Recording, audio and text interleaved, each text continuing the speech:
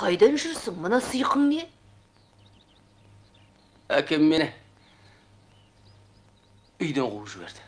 Не үшін?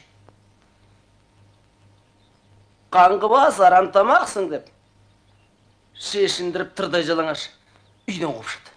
Тағы да суға кетіп өлем деп қорқытпадың ба? Қорқыттым, шап беріп шашымнан ұстап алып, өзенге сүйреп әкеліп, ал өле қалағып, иттің баласы демесі білесің. Әрең қашып құтылдым.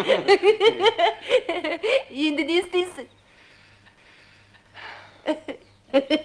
Енді қойым жылқы бақсам ба дейін.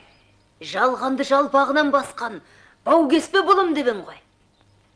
Ей!